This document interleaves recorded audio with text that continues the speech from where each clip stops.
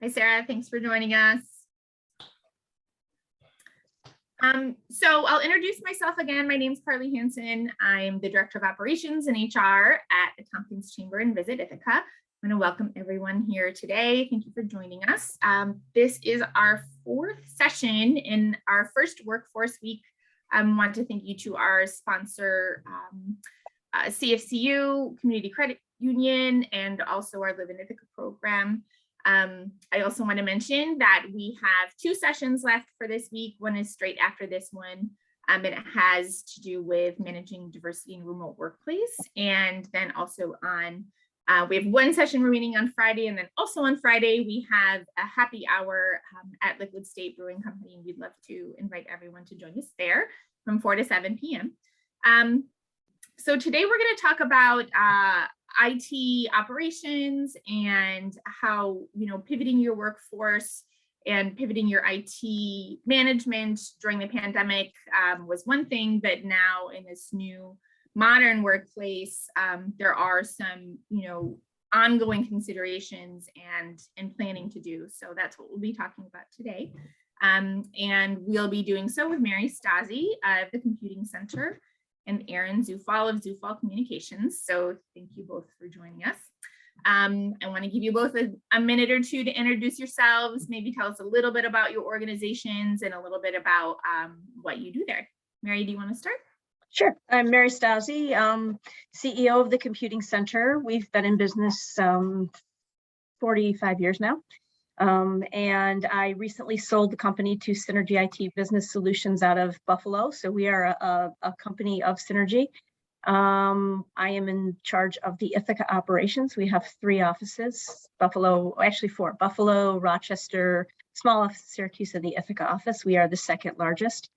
And we are, we've been in the technology business again for 45 years. So we've seen a lot of transition, a lot of changes. And we do everything from, your basic product sales to full-blown managed services and outsourcing if required. Thanks, Mary. Aaron? Hi, I'm Aaron Zufall. I own Zufall Communications. We're a small business that serves other small businesses, and we specialize in physical network infrastructure. So things like Wi-Fi and phone systems. Security cameras are a big seller for us, and as well as network cabling. And we do some of the outsourcing that Mary just mentioned as well. Thank you both.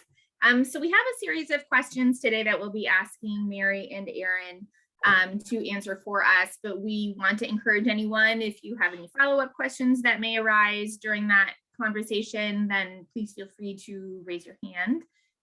And we'll welcome you to ask that question as we go. But we'll also be leaving time at the end to address any questions that you've brought with you today, or any questions that may have come up that you didn't take the opportunity to have answered right on the spot as well. So with that, I think we'll just go ahead and get started. First, we're going to ask some questions that are specifically around remote work operations and the issues that should be considered with remote work. So Aaron, if you could start us off and tell us that if a company, when they're considering moving a workforce to remote or hybrid, what questions about technology they should be asking themselves? Sure. So the first thing I want to say is that since I think I work in general with smaller businesses than Mary does, so my answers will be a little more tailored towards the smaller end of businesses. I think the first thing that a lot of small businesses will need to consider, because I know a lot of them will have their employees use personal devices for their work. So one of the biggest things that I think my customers would need to worry about is, are you going to continue having your workforce use personal devices?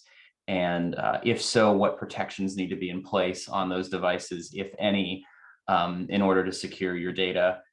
Because there's only so much when you control the devices, you can put endpoint protection software or antivirus on those devices. There's other protections you can put in place as well. Whereas if you're using personal devices, you're not going to be able to have complete control over the security of those devices.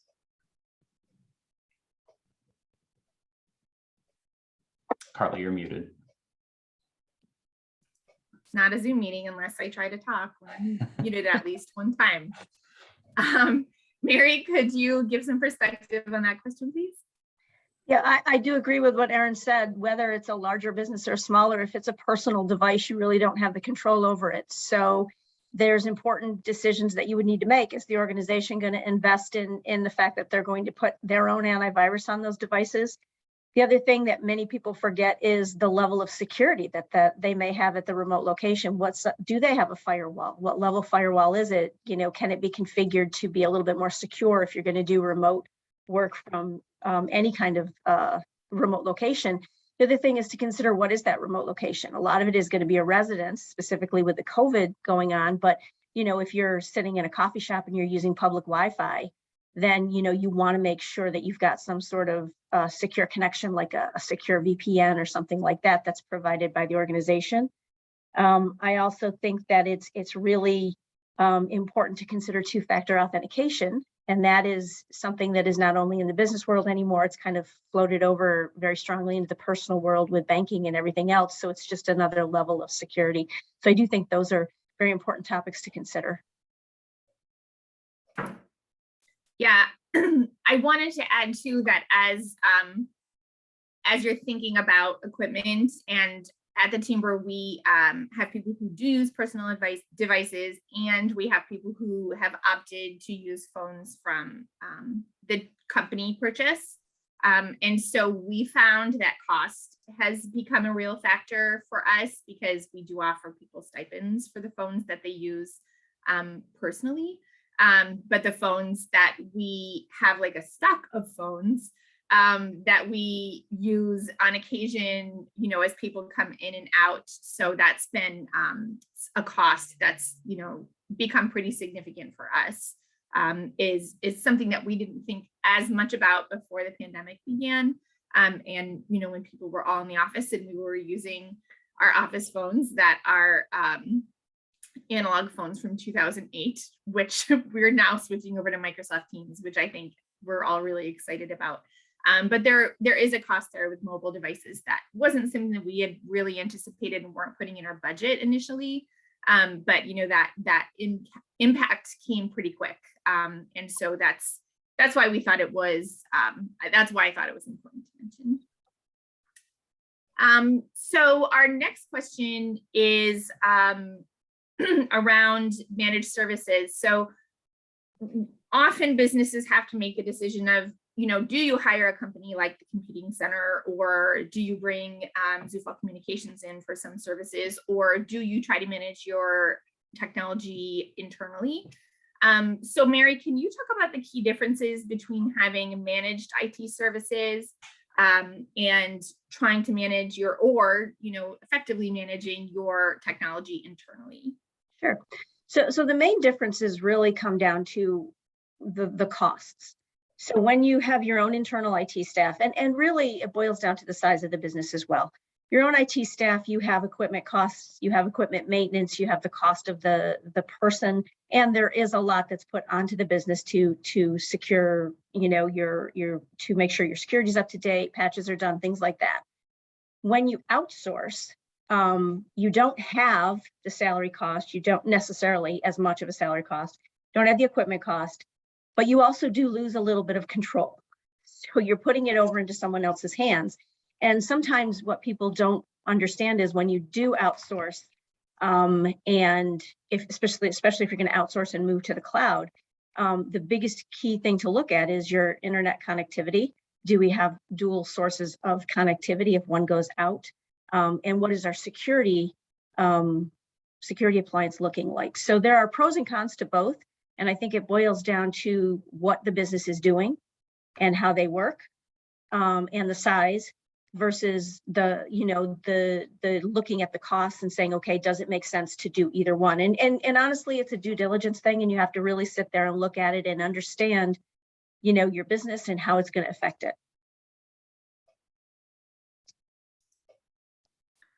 Thanks, Mary. What are your thoughts, Erin? So a lot of the businesses I work with, when I come in, they're so small that they don't have any on-site IT staff at all. And it's just sort of been the business owner just sort of making things work. That's often because they don't think they can afford an IT contractor. But what they don't think about is that the opportunity cost of all the extra time that they end up spending trying to fix and maintain things themselves end up costing more than it would have to just hire one of us in the first place.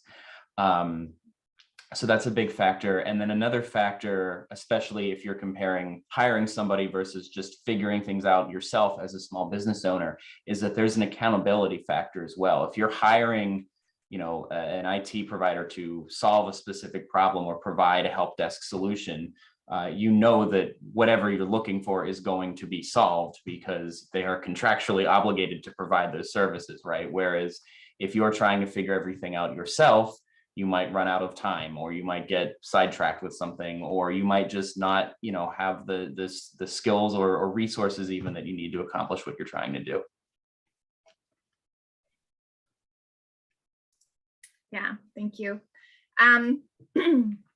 So that I fully trust the both of you. I think personally, all of the organizations I've worked in have had managed IT services, and they have been invaluable to me as director of operations in several of those places. But if what other resources are out there for businesses who are considering new technologies, who may not be guided by IT management services? Are there any other resources out there you can recommend to people who are thinking about, taking a leap to remote work, or even taking, advantage of a company's IT services? I think Mary or Aaron, let's start with you. Sorry. I mean, that really depends on what exactly you're looking for. Every business needs something a little different. I don't know how other businesses in town operate, but if you call me with a specific problem, even if you don't think you can afford me to work on a project, or even if there's something, a specific project that's not in my wheelhouse, I'm still happy to talk to you and refer you either to another company or to a resource that I think might be helpful. But that's going to be largely dependent on, everybody needs something a little different. So it's going to depend on what that specific need is. Thank you. Mary, did you have anything to add on that topic? Actually, I do. So there's a number of sources that you can go to, because I understand that small businesses sometimes, want to feel like they're going to a source that's kind of mutually exclusive. They're not, dependent on anything. The chamber is a great place to start. You have an awful lot of resources. The people in the business community. I think the Small Business Association is great. They have a significant amount of resources that help small businesses, and they can get you started on a path and then kind of guide you as to, what you should be looking for, and give you some questions to ask of those technology partners that you might be considering. And then also, I think it's really references from, fellow business owners. I think references are the highest level that you can go from a trust perspective, and a feeling of just a peace of mind that you're not going to be led down a path that's maybe not what you want to do.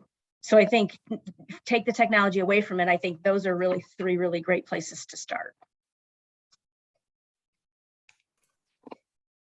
Thanks, Mary. Thanks for the plug too. We're happy to help if you need to make any connections within the technology community. Definitely please let us know. One thing I really respect about our community is I think that we, for the most part, everyone really does have, best interests of these smaller business and partner organizations at heart. So if you're going to talk to someone, like Aaron said, if you may not be the best fit for them, then, I think we're a tight community that knows each other pretty well. And those recommendations made have always been, in my experience, really appropriate and really effective. So I would agree.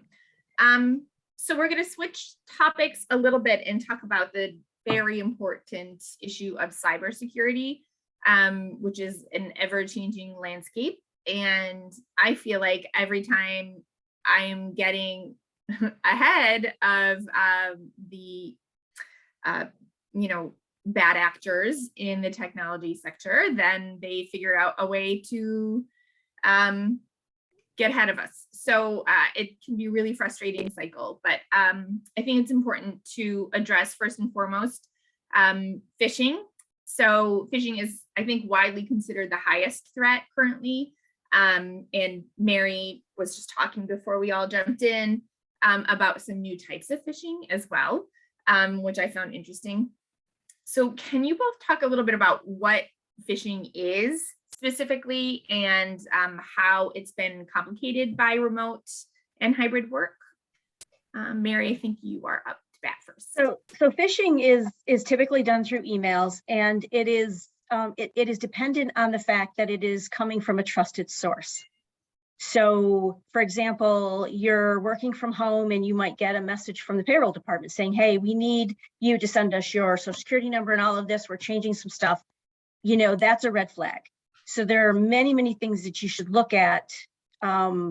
First, you need to know your organization. You know, is the payroll department, you know, typically if your company's doing something with payroll, you're going to know about it internally, and that's a red flag.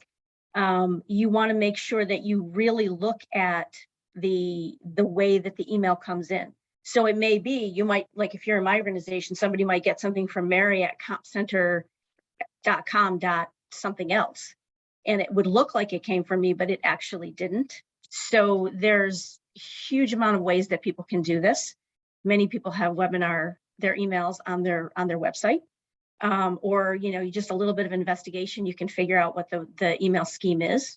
So I think the biggest thing is user awareness and really looking at it. If you don't know a person that's sending you something, don't read it. If there's an attachment and you are the least bit worried that it's authentic, don't click on it. I would say right now, based on Gartner and NIST, 85% of the phishing attacks, sadly, are clicked on by senior management. And there are things that you can look at that, you know, you can look at the hover over the URL and see if it really does look like the URL. You have to scrutinize that. My own experiences, I got one that came from the trust company, and I took about a half an hour to look at it. And it was really, where it said Tompkins was an R and an M instead of just an M. So it looked good until you looked at it and did that. So I think it's really just user awareness, and it could potentially come from a trusted source. But you have to look at it and say, would this person do that? And if you're unsure, then call an authenticated number that you have or an email that you know is secure. Never, ever call a number that's in the email, or never click on a website that's in an email if you're unsure, because that's going to take you to a redirected thing, and they're going to have some, you know, canned answer to on the phone. So these are things that you really do need to be looking at. And as far as the other two things that are available or out there now, there's one called vishing, which is from voice. That's voicemail, or you get a voice call, robocalls that are asking you to do something. And then there's a thing called smishing, which is the texting. And because we all use our mobile devices so much in our phones, you get things like, it might be from Home Depot that says, hey, you know, you have this gift card, but in the next 20 minutes, you have to do this, or you won't do it. Or those things are 99% of the time scams. And once they get into your phone, they can disable your phone. If you're using email on your phone, they can then get into your organization's email system. So these are things that we really, really need to be careful of and aware of.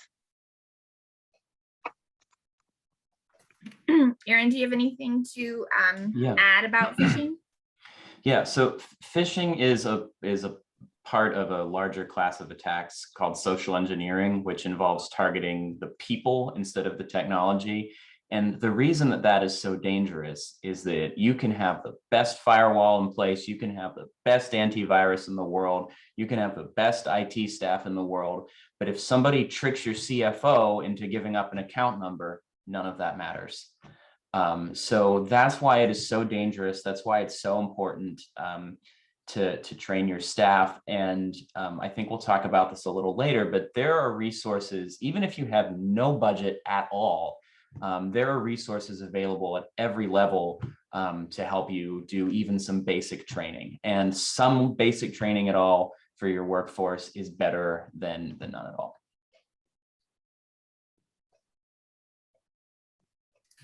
Yeah, that was a good segue, Erin. Thank you. Because our next question is, what measures can be taken to prevent being victimized by phishing? That was a good example. I know at the chamber we have a training program called Know Before, which is like an integrated training system. And I think there are others out there. So what kind of types of trainings exist, and what do they entail? So there are, I'll talk about sort of like the lower budget stuff, and then Mary, I'm sure, can talk about sort of corporate training and phishing tests and that sort of thing. If you are a small business that's looking for just some place to get started, the FTC, Federal Trade Commission, has a great online resource talking about a variety of cybersecurity threats for small businesses, including phishing. I'll pop a link to that in the seminar chat in a second here. You can also find, honestly, great resources just talking about the basics of how to recognize a phishing scam on YouTube. If you have, maybe a half dozen or dozen so size staff or workforce, maybe just sit down, buy everybody pizza, and find a good training video online that just talks about the basics of, like, okay, like Mary said, like, this is how to check if the domain in the email is right, and this is what other red flags look like. So I'll pop a link to the FTC thing in as well. There we go. That's great. Thank you, Erin. Mary? Another place is your Better Business Bureau. The Better Business Bureau does have significant amount of training out there, and it is free. So if you're a member of the Better Business Bureau, you don't necessarily have to be an accredited member, but they have webinars all the time, and they're very, very good at what they do. As far as when you get into a little bit larger staffs, you get into like over 10 or 15 and you're concerned about it. There are, as Carly pointed out, Know Before is a program that goes out and sends out training videos quarterly or however often you want them to be, but they also do phishing attacks. So they'll take, a population of employees and send a phishing email to them, and then they'll see if somebody clicked on it and whatnot. And then, what if that person does click on it, then they do additional training, or they go to that person and say, okay, what part of this did you think was okay?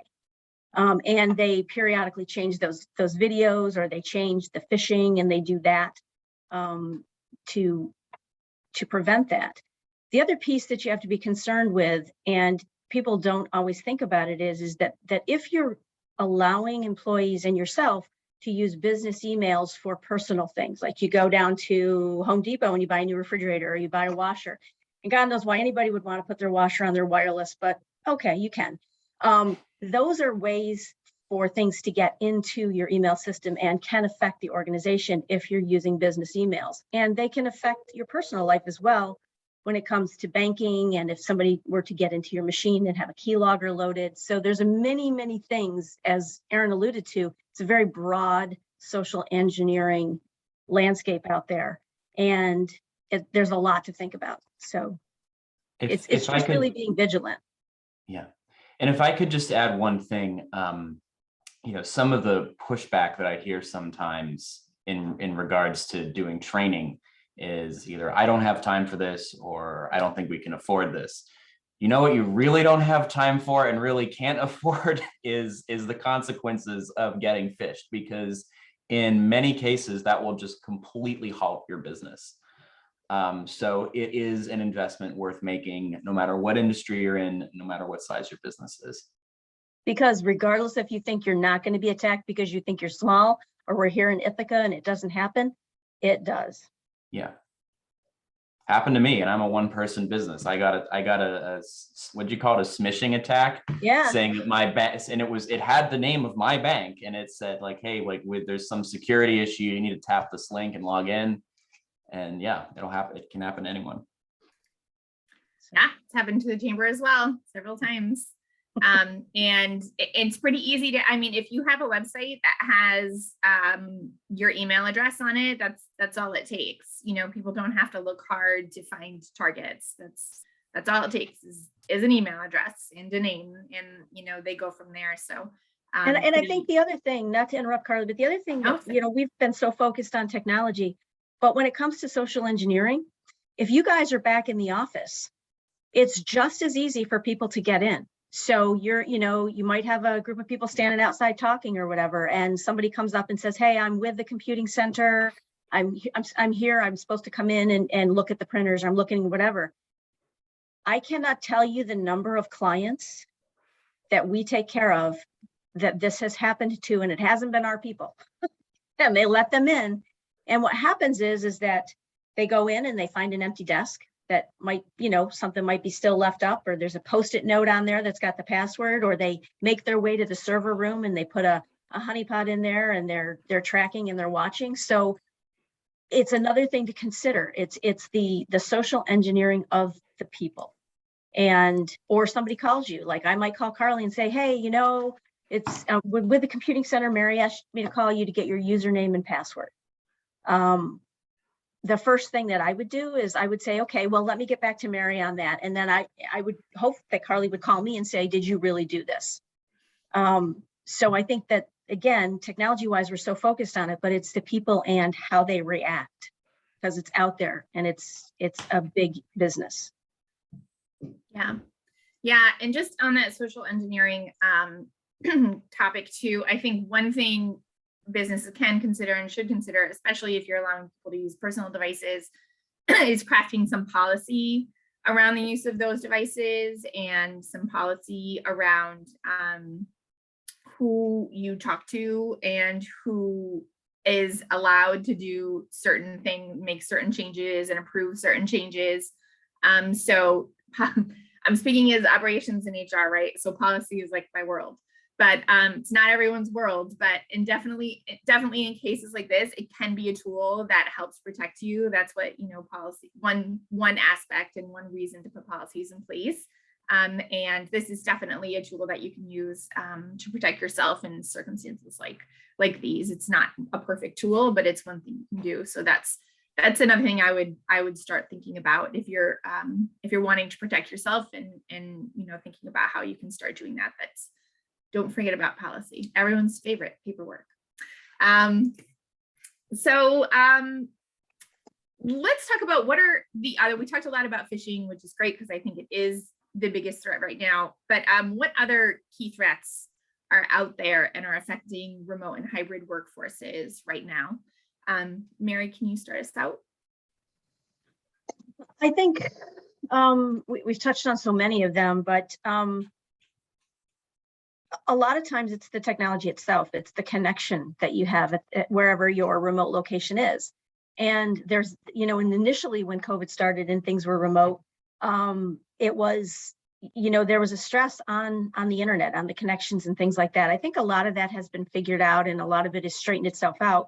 But, the other piece of that is the other people in your house. When you're working, if you've got a VPN up and something's going on and somebody else comes over and touches your machine and does something, that's something to consider as well. It's not always the user. It might be somebody else in the environment. And just the fact that there's so much out there. There's so many people that are trying to bombard things from the, the government side, from the private sector side, from the education side. It's just the awareness of, knowing that everything you touch from a technology standpoint, your mobile device and anything else, it's an entry point for bad people to do things. And if you just keep that awareness and don't let your guard down. I think that's critical. Two other threats to be aware of are bad password hygiene and inside threats.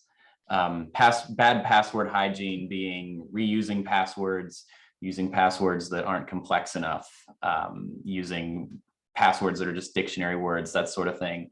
I think the three most important steps, like basic cybersecurity things that any business should be doing are, some sort of phishing training, like we already talked about, using two-factor authentication, meaning you get, a 6-digit number you have to type in, anywhere that that's available. And then using a password manager is probably the third one. And for those of you that don't know what a password manager is it will, for every different service that you log into, it will randomly generate a complex password that involves, different numbers, symbols, letters, and it will store those in a secure database that is encrypted and then protected by either a master password or your fingerprint on your phone. So that way, even if one service is compromised because you are not reusing passwords, that at least slow an attack, because if you're not reusing passwords, they don't automatically have the keys to the entire kingdom, even if they have the key to one account. And then inside threats, I think, are a little underrated. I think, it's important to pay attention to just the overall well-being of your workforce. I think, I don't have any data to back this up on hand, but I would suspect that the incident rates of, a disgruntled employee getting annoyed and then releasing data to a malicious party or releasing data to a competitor, even if they're under some type of NDA, is probably increasing. This has happened to even large companies. There was very famously a company that makes networking equipment that had an inside guy who was, a senior level executive, but for whatever reason, he became disgruntled and released a bunch of information. So yeah, that's also, I think, a threat that a lot of people don't pay enough attention to. Unless you're in HR. Yeah. About all the time. Well, I think in conjunction with that is too, nobody really likes to think about when they have to let an employee go, but you do, if that's a case, you do have to have a plan of action, especially with all the remote work. So, if you've got VPN set up, then you have to, you have to be cutting the connection off as you're letting that person go. Or you have your managed service provider or your IT partner in the server room or remotely cutting all of those connections off. And you have to make sure that you get the equipment back. And if they're using their personal equipment, then you have to make sure that if there's a VPN client on it, that connection is cut off, and that, because you're probably not going to be able to get to that private equipment to get that VPN agent off, but you can cut it off at the source. And you want to make sure that, back to the passwords, that you don't use the same password, like, whatever it might be, CompCenter 78 or whatever it might be. You want to make sure that if you can't and don't want to use a password manager, which I do highly recommend you should, then you want to make a password that is long and means something, and only you know what it's going to mean, whether it's a safety phrase that you have with your kids that nobody else knows or whatever it might be, but it's got to be something that's going to be so hard for them to figure out that, and long enough that it'd be very difficult to do. The other piece of this is ransomware, and ransomware typically comes in the phishing or in those emails that you click on something and it lays in wait, and then it, can take over and encrypt an organization and cripple them. So there's a whole host of things to think about. It's a little bit scary, but I think, with some vigilance and working with the right technology partner, and other people in the community, it's it's the world we live in. Yeah, I think, like you said, I think that awareness and just, I think being vigilant, I'm going to date myself in my childhood here, but knowing is half the battle. It really is, just making sure that you're taking time to stay abreast of, what's new and what's out there, and what applies to you, because most of it does when it comes to technology, because it's so prevalent and we're all using it for all things, especially these days. So that's the end of our panel questions. So I wanted to open up the floor to see if anyone had any questions. Feel free to share about your business or your personal technology and how that relates to your business or operations, and just see what your thoughts are. I have a quick question about phone security. Most of us use our own personal phones to check our emails, and how safe that is, if there's extra protection we need to take or anything like that. Funny you should ask. We do have the answer to that. Well, with your devices, I think there's a couple things you need to do. You need to make sure that you keep your operating system, whether it's an Android or an iPhone or whatever, a Pixel, Google Pixel, make sure your operating system is up to date. You also have to be very careful about loading apps on your phone. You might get an email that says, hey, load this app, it's really cool, whatever. It could be a malicious app. So you want to make sure that when you do load an app on your phone, you're doing it from a trusted source like the Apple Store or the Android store or wherever you get them from that. You want to make sure you do that. You want to make sure that, again, back to the passwords, that your phone password, most of us, I think, will probably use our, an imprint or something like that instead of, whatever digits it is, or maybe you use both. And I think even on the phones, you have to be careful of public Wi-Fi, whether it's a phone or whether it's a tablet or whether it's your notebook. You want to make sure that you're aware public Wi-Fi is public for a reason. You're not paying for it. It's not secure, and people can get into your device. So I think those are some of the steps that were outlined in a Know Before security awareness training that was specific to mobile devices. So, if you're using a tablet, make sure your tablet OS is up to date, and make sure all of the same concerns that you would have for a corporate device or a business device, you want to make sure that transfers over to your phone. Because if you click on something on your phone and it encrypts your phone, then, that's a way into the organization as well, specifically if you're using, organization email on your phone, which 90% of the world is these days. Okay, thanks. Erin, did you have anything to add before we go to? I'll just reiterate, download software updates when they're available. I don't care how annoying it is. Yeah. Yeah. Okay. I'm so guilty of not doing that, but fine, I will. Tamara, do you want to unmute and ask your question? Sure, thanks.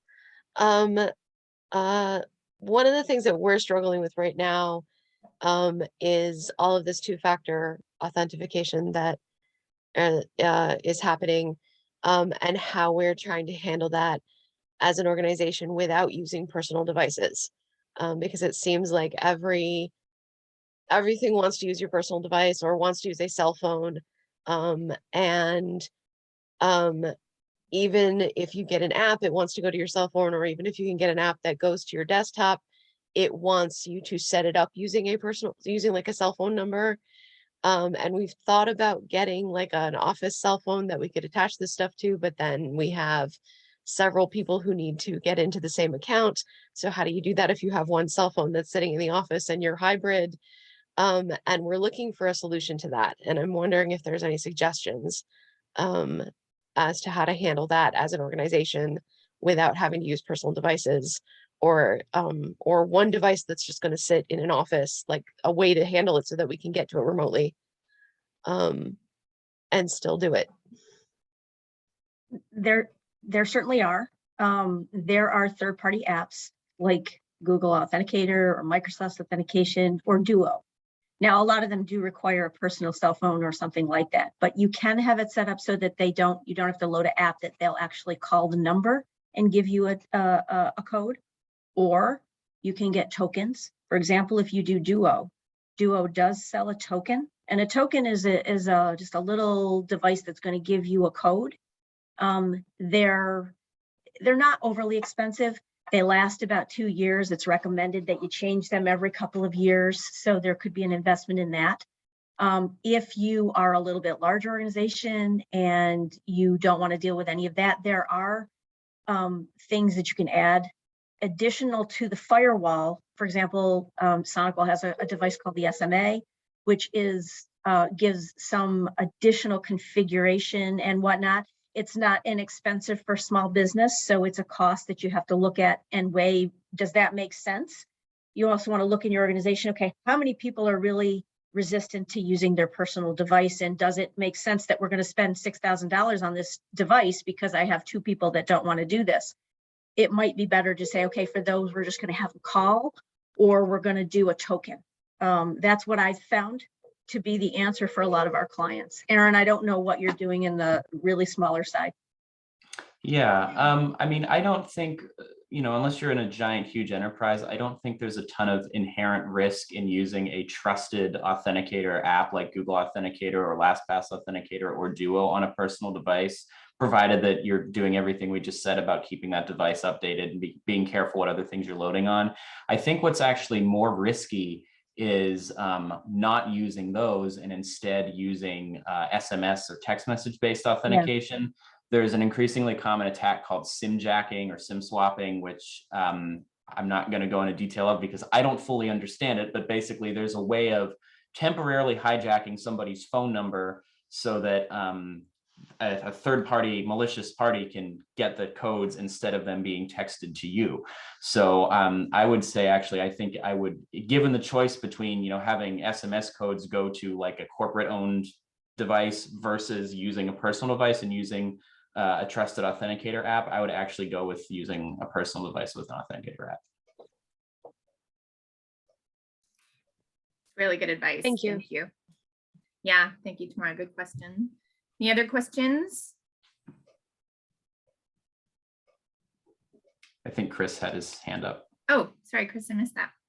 Yeah, it wasn't necessarily a question, but I just wanted to attest to the fact that those kind of cyber attacks are just detrimental to businesses, and they, with ransomware and things like that, it's just, we see a lot of, especially they're getting more popular, is cyber attacks on businesses, and they will shut you down, and they cost a lot of money. And we see a lot of cyber claims, not necessarily come through our office. We have had some for some of our clients, but they're just becoming so much more popular. There's so many more ways now that everybody's becoming more digitally based. There's so many more ways to become compromised, and definitely stay up to date on the technology and the security that you guys can, the training that you get. It's going to be cheaper in the long run to do that. And Chris, correct me if I'm wrong, but I think because I know my insurance company did this to me, a lot of insurance companies are starting to explicitly exclude, cyber incidents from the things that are covered in their policies. Yeah, because of the increased number of cyber claims, a lot of companies are excluding those cyber coverages on your normal like business policies. So you can get cyber policies as well, but that's becoming a more specialized policy to get instead of having it included as your business package. So that is something to look at if you're ever worried about that or need that kind of coverage. But the other piece of that too, Chris, is that over the years I've noticed, cyber insurance has been out for a while. We've had it for a very long time, but now the insurance companies are getting much more detailed as to what they want. It used to be, hey, do you have two-factor in your environment? Now it's, hey, do you have two-factor on your email? Do you have it on your login? Do you have it on this? And what I found is that much more extensive. And what I found is that the cost is going up and the level of coverage is going down. And I think that and I'm not in the insurance, but I've been around long enough that I think that is just a direct effect of all of the high level of attacks that have happened. Exactly. You think about the pipeline, you think about the government one, you think about Kaseya, you think about all of those big attacks that, came in. That's a trickle down effect to small business. But to Chris's point, that could be devastating to a company. And, so you have to kind of weigh all of those things, and it all goes down to your technology, your awareness, and doing everything that you can. All of that being said, I would be remiss in saying that nothing is 100%. Okay. I wish I could say that it was, but even with antivirus, you'd have the best antivirus in the world, but if a 0-day attack hits and there's not a fix for it and it hasn't been discovered yet, there is a chance that could hurt your organization. Again, we're all small. We're here in Ithaca. We're not thinking it's going to happen to us, but it could very well happen to you. It could happen to a provider that's offering you managed services. It could happen to the bank that's handling your finances. So it's everybody's responsibility down to the lowest level of any organization to be aware. Yeah, we've had small businesses here in our area that have been been hit with a, big, they did have cyber insurance, which was good, but it's the cheaper way. Even with cyber insurance, don't you find that it's very, very expensive? And it Yes, can, very and not expensive. only from that, but it can also hurt the organization's reputation. Yeah. And you have to, at that point, what do you do? Do you find a And you marketing still have company that's going to time. help you with your Oh. image? You got to find a lawyer that's dealing with cyber insurance. So there's it's a whole A host of lot of things you can stuff. And I get think it into. doesn't even get when it does happen. I think people are remiss to talk about it because it's it's embarrassing when it happens to you, right? So I think it I tell happens even you, more often than we realize. 100%. And I will tell you again that most of the people that click on things or do things that just don't seem logical are upper management. I had a client, it was a senior VP that let somebody in the building at 4:30 because they said they were with us. And now here's the deal. We were doing a physical attack on them because they hired us to hire a security firm to do that. And we had versed them in everything, saying, please don't do that. And 4:30, let them in the building, didn't even take them to the server room, just let them walk in. And I got the call at 5 o'clock saying, hey, I'm standing in your customer's server room. What do you want me to do? I'm like, I want you to leave. So it does happen. And it, it's scary, but it does. And this webinar wasn't meant to scare anybody or whatever. I think it's to the point, if you could take anything away from this, it's awareness. You have to be aware and you can never let your guard down. Yep. This And don't brings up, trust anybody. yeah, this brings up a good question and maybe something I should have thought in advance. So I'm glad it's coming up now.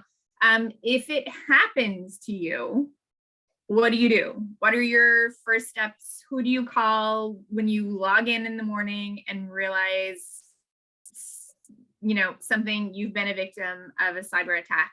What are your first steps? Who do you call? It really depends on the size of the organization and what you have. If you have a server or anything like that, the first thing you do is you disconnect everything from the network and then you call your provider. And then you call your insurance company. If you've got cyber insurance and you've decided to take the incident response plan from the insurance company, then that gets kicked into play. If you didn't, then your technology partner is going to say, okay, here's what we need to do. We're going to need to invoke this. We're going to need to invoke this. And you start the process of that, but really, and you let all of the employees know, don't do anything at that point. So, it's dependent on what the threat is. It has to be mitigated quickly and it has to be looked at to say, okay, how extensive is the threat? Mhm. Yeah. Aaron, do you have anything to add on that? Yeah, I mean, if, again, it depends on exactly what the attack was, but I think no matter what it is, I think the first thing you should do is reset all of your passwords everywhere. Yeah. Especially, if there is one password and one account that you are going to lock down, it should be your email. Because what I always tell people is, if I want to log, if I'm an attacker and I have access to your email, but I don't have access to, let's say, your bank account, well, I can go to your bank accounts, click the forgot password link, get the email, log into your email, click it, and suddenly I have access to your bank account. So I would always start with locking that down. And, medium and larger businesses, and also businesses that have cyber insurance policy, like Mary alluded to, are going to have an incident response plan. As with any other disaster, whether that be floods or whatever, it's generally, if you can take a few minutes to sit down and come up with even just some type of basic plan that you can follow, so that when your brain is in like crazy mode because everything's happening, you at least have some basic steps that you can follow. Yeah, that's one and the thing. other piece too, and I know this is common sense, is that when someone gets a call, and it could be somebody that says, hey, I'm Microsoft, your machine's acting up, let us log on to your machine. Never do that. Never, ever do that. Microsoft will never do that. It's kind of like the IRS is never going to call you and say, we're coming at your door now. These are all logical to many people, but when it happens, there's always, I've had many clients just say, well, it sounded real. It doesn't matter if it sounds real. It is never going to happen that way. Almost nobody, I can't think of a single valid reason that anybody will ever contact you looking for information. If And if somebody they- ever contacts you looking for information or access of any kind, you should automatically be skeptical. Yep. And never ever, because there's a scam going around right now that Spectrum is calling and saying that, hey, we need this and this in order to fix the problem. Spectrum is not going to do that. They're not going to. Spectrum will always just be broken no matter what. Yeah. I was trying to be nice, but okay. But no, what I'm saying is that We could have a whole nother webinar about that. So. Yeah, I mean, that's one thing that we've really been stressing at the chamber from, a pandemic response standpoint too, is we've all been through so much, right? And I think one of the biggest takeaways, we just had a webinar about this with the county actually, is planning for continuity and planning for emergency response, because, we've been through some trauma, but, we do have the opportunity now to, look back on what's happened and have some takeaways and learn some lessons and plan ahead as best we can against those extremely savvy cyber attackers who are always going to try to be outsmarting us. So we have a few minutes left, so I wanted to see if there's any other questions among our participants before we do any sort of wrap up.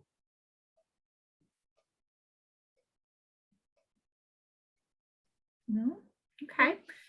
I did want to give you both an opportunity, Mary and Aaron, to if you have any important takeaways you wanted to share, or any final words of wisdom for anyone joining us today or anyone watching later on. I think that the biggest thing, and this Aaron pointed this out very early on in the session, is that even if you don't think that you can afford a specific provider, give us a call, because as Carly said, we're here to help and we want the community to thrive, and we want to make sure that small businesses are taken care of, because we are small businesses. And if what we offer doesn't fit for what you're doing, then I know I can potentially, say, hey, call Aaron or call whoever it might be.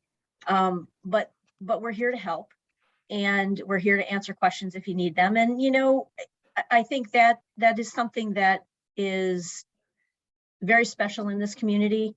And I think a lot of times small businesses think that they're on their own, and they're really not. Mm-hmm. We're here to help. I agree. Aaron? Ditto. Yeah, everything she just said. Yeah. And we're also here to help. So give us a call too. Well, thank you so much, everyone. I really appreciate you coming today and having some great discussion with us. I think we covered a lot, and we're all walking away with some great information. So I want to thank Mary and Aaron, Mary Stazi of the Computing Center and Aaron Zufall of Zufall Communications. We did record today's session, so we are going to post it up on our YouTube page. It takes about a day for that whole process to take place, but it should be up tomorrow. Should you want to share it with anyone in your company or any friends you might have in the business community, please feel free to do that. The link will be available on our website. We have 2 other sessions this week. We have one upcoming here at 10:30, and that is about recruiting and retaining diverse talent. And that information to log in is also on our events calendar. And then tomorrow we have a session about stress management, health and wellness in a hybrid workplace. That takes place at 10:30 as well. And then of course, our wrap up tomorrow at Liquid State Brewing Company at 4 p.m. Also co-hosted by, of course, Silo Food Truck and their delicious chicken and mac and cheese. If you can join us, that would be fantastic. Otherwise, I hope you all have a great day, and thanks again. Take care. Be safe. Thank you all. Thank you Thank all. you. Bye.